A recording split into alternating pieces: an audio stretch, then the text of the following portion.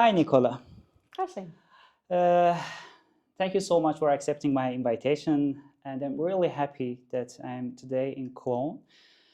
And we are going to talk about two important topics, success and happiness. Before I start to ask my questions, is there anything you want to say? Well, thank you for joining us here in Cologne. Thanks for inviting me. I think this is a real treat and a pleasure to be part of your prodigious interview series you're conducting with a lot of colleagues within Detecon, within T-Systems, within Telecom.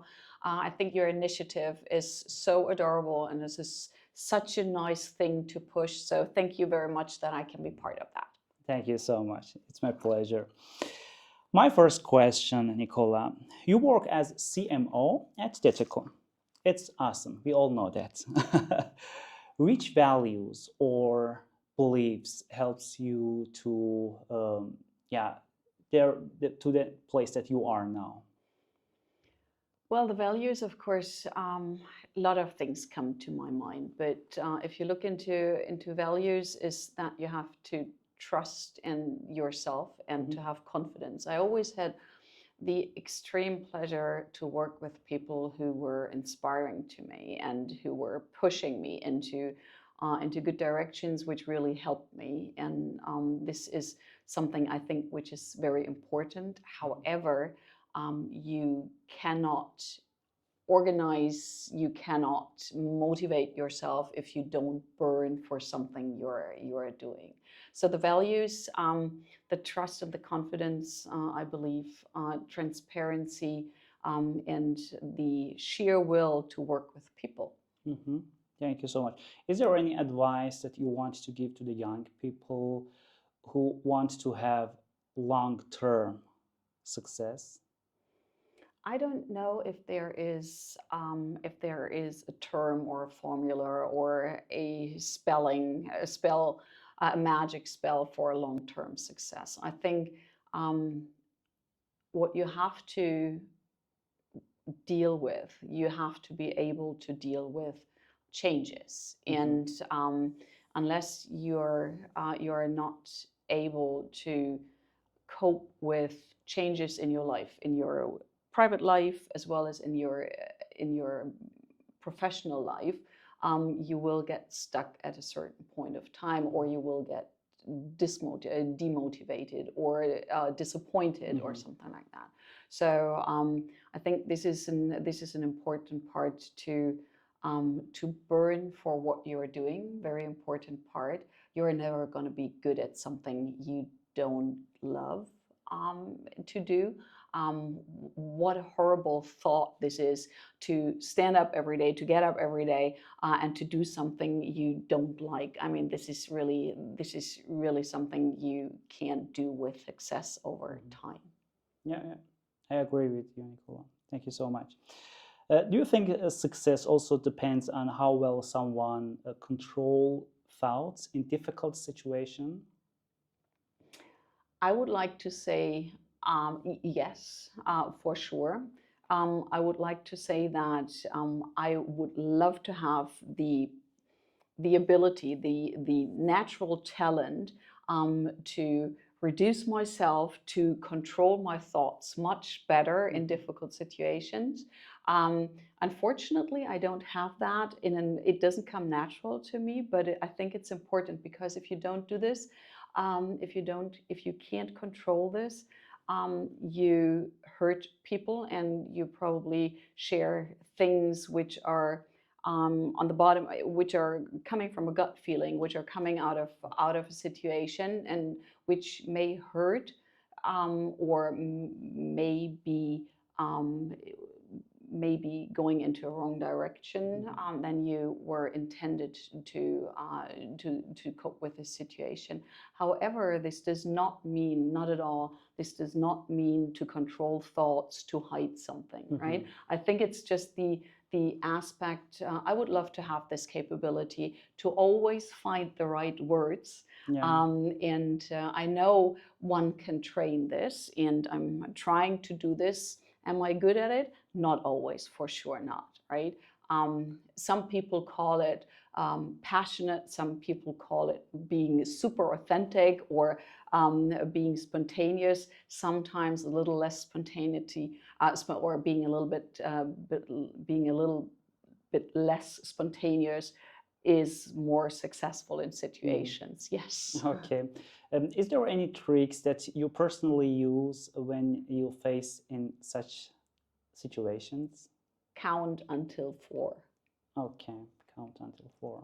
Mm. Give yourself some time. Wait until, don't be afraid for the silence before you're answering a question. However, again, if you're super passionate, if it's so much empathy in there or emotion in there, it is hard. It is once in a while it is hard to count until 4 because you want to get it out. Yeah, totally agree with you. Yeah, correct. Nicola, my next question has 2 parts. Yeah, the first part is: do you believe that a positive mindset makes people happier in their life? I deeply believe so. On the other side, in terms of if you're not happy, how awful must it be not to have happiness in your life, right? And everything is easier. Do we earn the happiness? Do we? I don't know. Those are all philosophical questions. But I think there are little things that can make you happy, and I think it's important to create those moments to bring a little happiness in your life. Is it the global happiness that has to come into your life every day? I doubt it. But the ability to think about the little things that bring sunshine into your life are important. Okay. Is there anything that you think, if you do such works, bring more happiness in your life, or daily you do such things? You mean if I have a routine that brings life into? Yeah. No, I don't. Actually, I don't have a routine. I have a very stable family background, which brings life, which brings happiness into my life.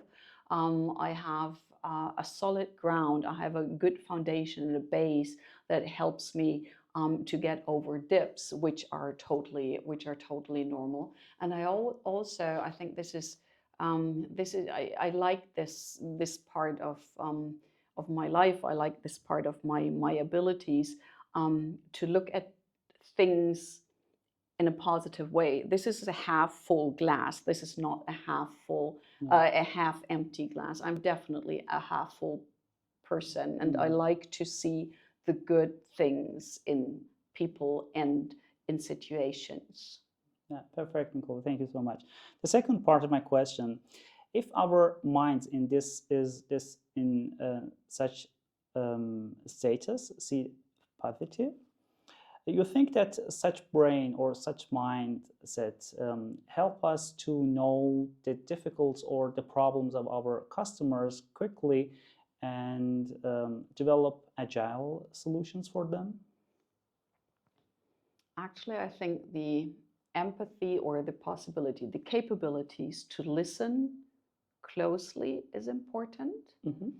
If it comes, if this has to do with happiness, if this has to do with any kind of methodology, I believe so. From a consultant perspective, from a consultancy perspective, as well as always in life, it is important to listen what your counterpart tells you and not to come with a forfeited mindset and to try to squeeze answers or questions into a framework you are thinking of. And this, to me, is the part where your answer sits. Good. Thank you so much. Nicola, with all your success, we all know that you are CMO at Detecon. Would you say that you are a happy person in your personal life? Always, always. I really like your answer. Well, so did I, in terms of, am I always happy every day? No, of course not, because that would be unreal. Um, but I'm generally a happy person.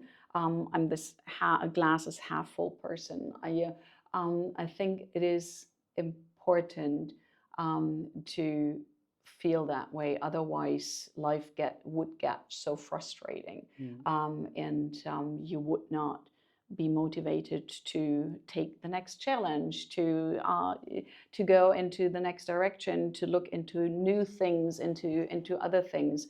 But again, the happiness might maybe other people do feel different, what happiness means to them.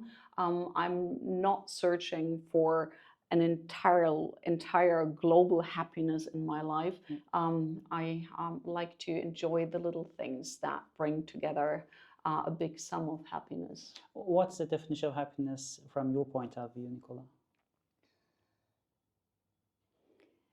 I know that it's a philosophical yeah, question. but to be satisfied, to be satisfied with something, to be aware that you earn something, that you earn success, to have a life around you that gives you support, that helps you to overcome not so nice situation, to live in a stable environment, to live in a world where we can be safe. Of course, I don't have to fear if I have water tomorrow. This is I don't have to fear if we have energy. I think this is I mean,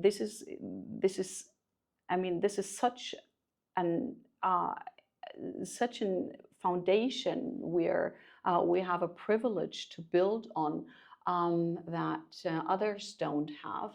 And I think this is something we sometimes forget, absolutely, in many ways. And then happiness is quite easy to see in everyday's work, in everyday's life, in everyday's situations. And also, this is happiness this one thing? No, happiness is not, to me, not the blue sky when I see it, but it's a lot of things that come together and that help us to be curious, to stay curious, to live with other people, to live in a good situation, to help others, to bring together people. Many things. Happiness is not one thing. Yeah, yeah, I agree with you. Also, maybe rainy weather could be also. Of course, of course. Yeah. I mean, again, right? If the rainy, of course, I like the sun, and I like when it's sunny, and it's hard to be happy when it's gray outside. We're in the middle of. I mean, this is easier if you have a lot of sunshine. But again, there is nothing bad about rain or having seasons, right? I like to have seasons. Definitely, definitely. Thank you, Nicola. My next question: are there any books or movies that have particularly shaped your such mindset? I don't know if it comes from books and shows or movies that influenced me for sure.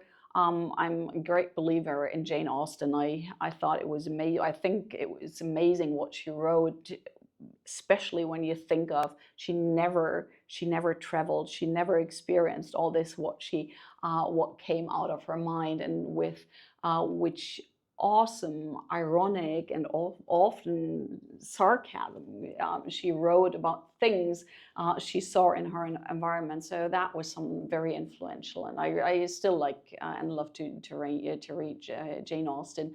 On the other hand, I grew up with editors like Marilyn French, very feminist work, and a long time ago. That was mind building to me as well. From a movies perspective, besides of the fact that I had been educated to become a Star Wars enthusiast, okay. not Star Trek, but Star Wars. But this is only the fun part. A lot of true things sit in those movies as well. But from a rather show perspective, I think it's amazing. It's amazing when you look into Aaron Sorkin, who, especially for example, wrote and conducted the West Wing or the Newsroom. I think it's absolutely unbelievable what he predicted in his shows about politics, about media, about publishing. I don't know how many times I've seen it now for the past 10 years or something like that since it came out. And it always contains something new to discover and not to forget. These things then became reality, right? So, yes. Okay. Thank you so much, Nicola. And now we reach to my last question.